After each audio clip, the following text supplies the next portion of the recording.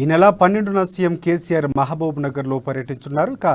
మహబూబాబాద్లో పర్యటించున్నారని CM పర్యటనను విజయవంతం చేయాలని MLA Banoth Shankar Naik BRS party శ్రేణులకు పిలుపునిచ్చారు. మహబూబాబాద్ జిల్లా కేంద్రంలోని ఎమ్మెల్యే క్యాంపు కార్యాలయంలో ఆయన మీడియాతో మాట్లాడారు. జిల్లా కేంద్రంలో నూతనంగా నిర్మించిన సమీకృత కలెక్టరేట్ భవన సముదాయాన్ని ప్రారంభించడానికి సీఎం వస్తున్నారని, అందరూ సమన్వయంతో కేసీఆర్ పర్యటన విజయవంతం చేయాలని పిలుపునిచ్చారు. అధికారులు త్వరితగతిన ఏర్పాట్లను పూర్తి చేయాలని చెప్పారు.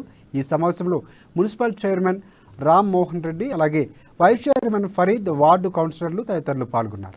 రాష్ట్రం మన తెలంగాణ రాష్ట్రం ఇది చూసి భారతదేశ ప్రజలు అలాంటి మెడికల్ కాలేజ్ సాధించుకున్నాం, ఎన్గుర్తి మండలాన్ని సాధించుకున్నాం.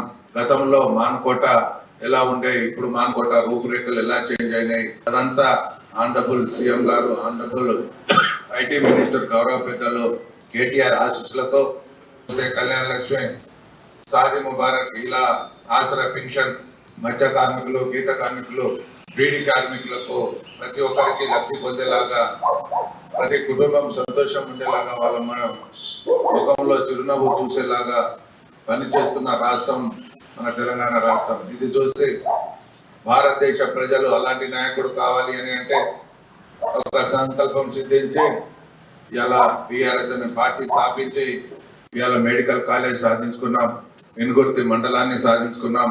గతంలో మాన్కోట ఎలా ఉండే, ఇప్పుడు మాన్కోట రూపురేఖలు ఎలా చేంజ్ అయినాయి, అదంతా ఆనరబుల్ సీఎం గారు, ఆనరబుల్